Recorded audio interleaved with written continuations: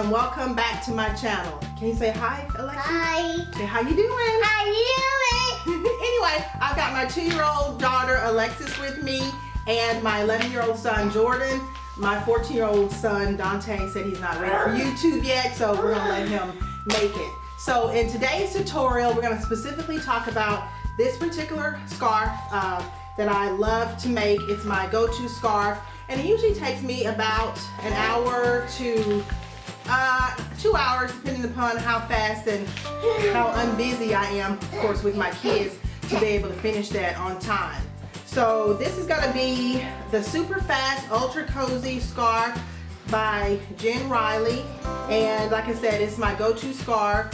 And I do wanna simply apologize. I didn't post this last week and I was trying to, but life got in the way. And as you can see, my life is kind of busy.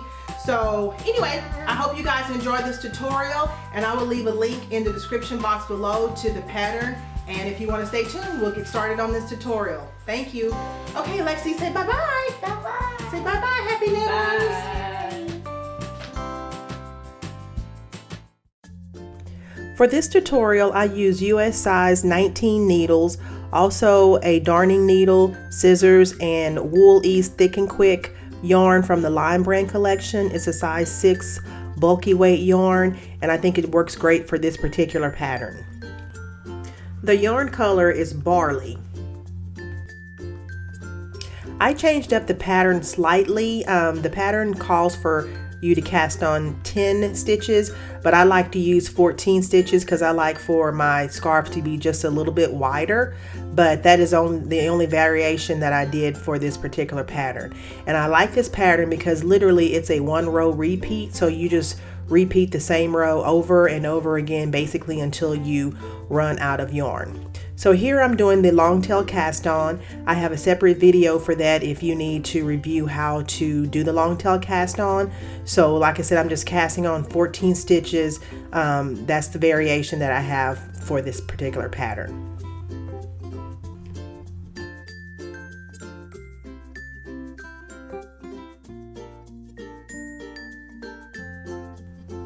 So also remember, as you're casting on, try not to cast on too tightly, because you do want to be able to, on that first row, to be able to do the knit twos together, because if your yarn is too tight, then it makes it just a little bit difficult to maneuver those knit twos together. Now here, of course, I'm making sure that I have the correct number of stitches that I need for this pattern. So we are going to begin the pattern with row 1, and like I said, for every row of this pattern it is exactly the same. So we're going to start with a knit 1, and then we're going to do a yarn over by bringing the yarn around to the front of the needle, and then the next stitch is going to be knit 2 together, because this allows us to keep the same number of stitches, because a yarn over generally adds a stitch, but the knit 2 brings the number count back down to the original set of stitches.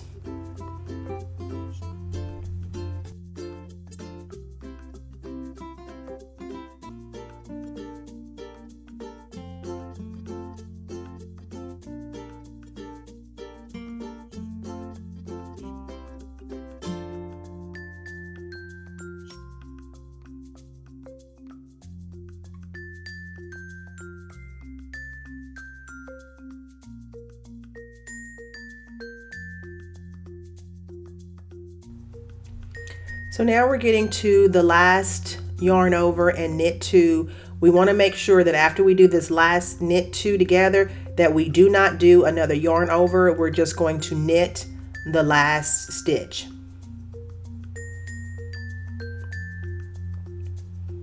And what I like to do, because this creates a little bit of a lacy effect, I like to, after each row, I like to pull down on the stitches so that everything is lined up and in place, because it tends to get a little bunched up just because of the yarn overs.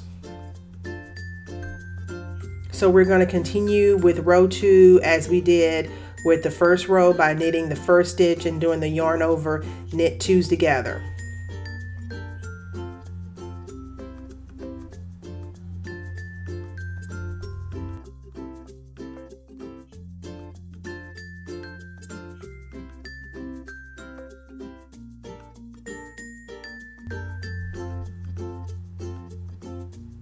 So here I've completed row 2 of the pattern, and I just want to show you kind of what it's going to look like afterwards. So continue in pattern until you have about 20 inches of yarn left, and then we will start the bind off.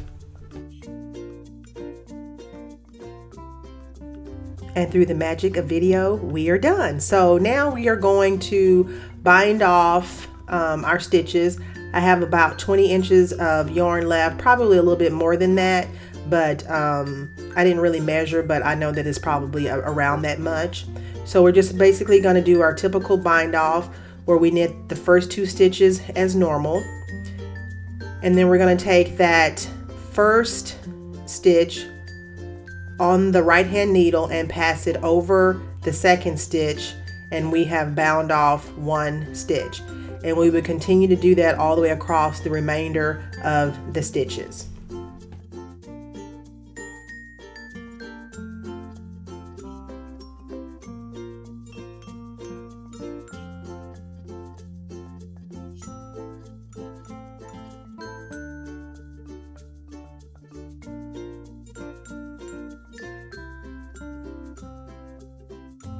Y'all, I really need to get this video editing down because I don't know why, but my camera keeps focusing in and out, and I think it's just a rookie error. So hopefully I'll be able to figure out why it keeps going in and out of focus.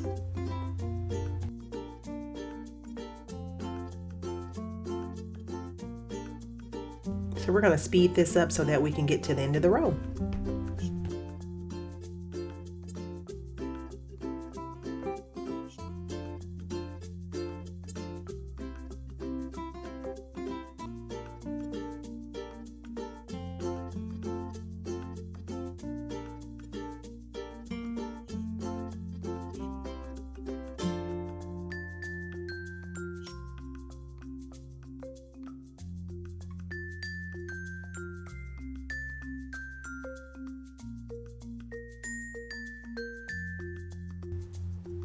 So now we're coming to the last bind off, so we're going to go ahead and take care of that, and then we're going to cut our yarn and pull that yarn through, and we'll be done with the bind off process.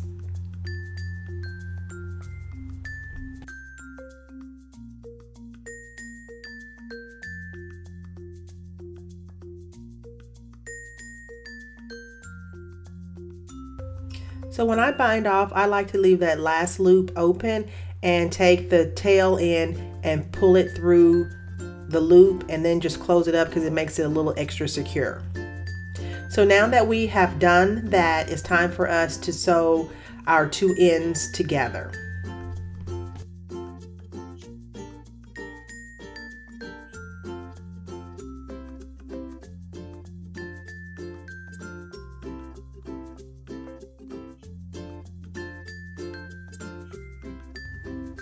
So now it's time for us to sew our ends together. Please be sure and make sure that your scarf is not twisted. You want the 2 ends or the complete scarf to be flat against each other, because if there's a twist in the scarf and you fasten the ends together, then you're going to have a permanent twist in your scarf.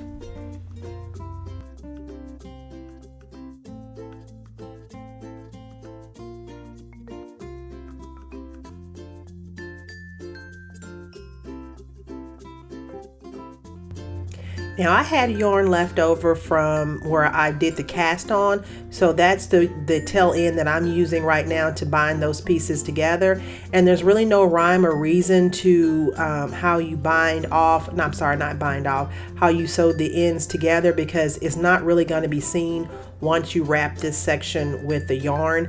So do your best to secure the ends as well as you can. And like I said, it's not going to be seen, so it doesn't have to be a super neat job. Just get the job done.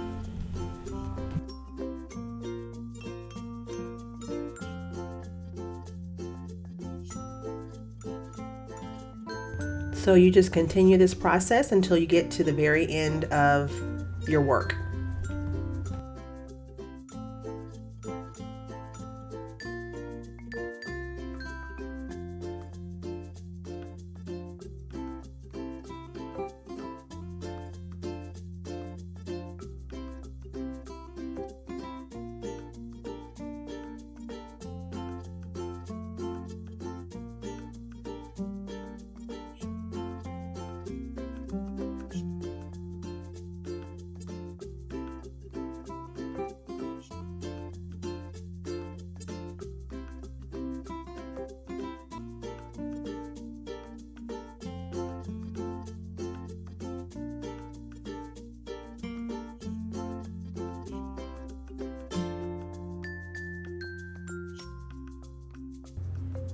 So now we're at the end of our piece, and basically we're going to, what I like to do is just take the two pieces and turn it inside out, and then just weave in that last bit that we used for the weaving process, and that will secure one side of the scarf.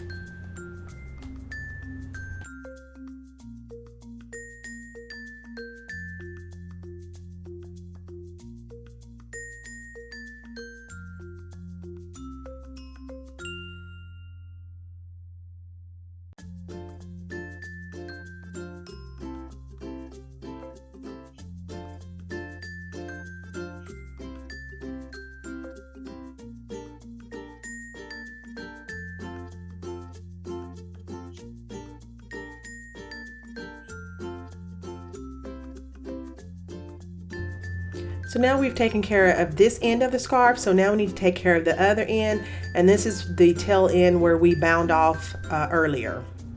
Just go ahead and thread your darning needle and then just weave that end in as well.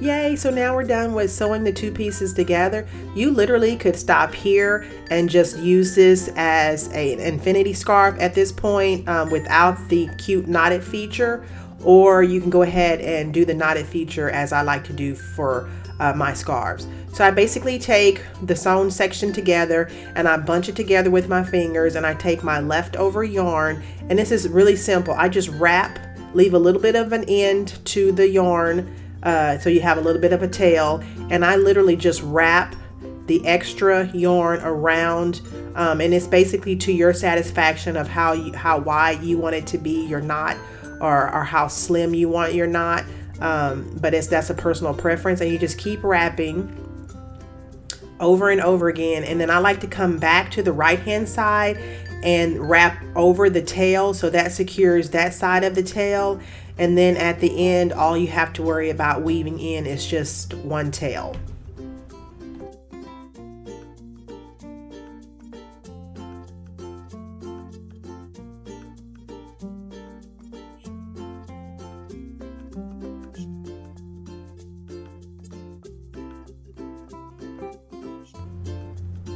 So doing this is not part of the pattern, but I wanted to hide the seams where I had sewn the two ends together, so I came up with this idea to hide the seam. But like I said, I do have some scarves where I don't do this, and you really can't see the seam once you double the scarf and wear it as an infinity scarf. But I thought this was kind of a cute little element.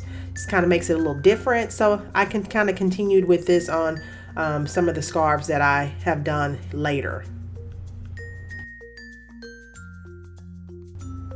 So now I'm done with wrapping the scarf. I think it's kind of to the liking, or the width that I like. So now basically I'm going to take the end of the yarn and do it from the inside, or I guess it really doesn't matter which side you consider to be the inside because they all match. And you basically take your tail end and you kind of just weave it through the knot.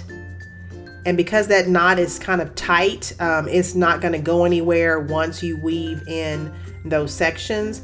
And I go back through one more time just to secure and make sure that the knot is not going to come loose.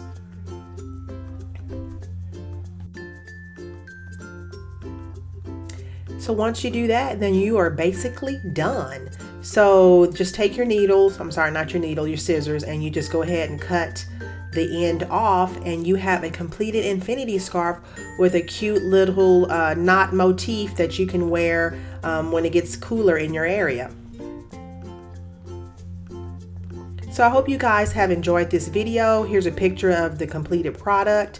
I also have done it in other different colors, which I'll show you a picture coming up. So if you guys have enjoyed this video, please like and subscribe. I really would appreciate it. And I'll see you guys in the next video. Thank you.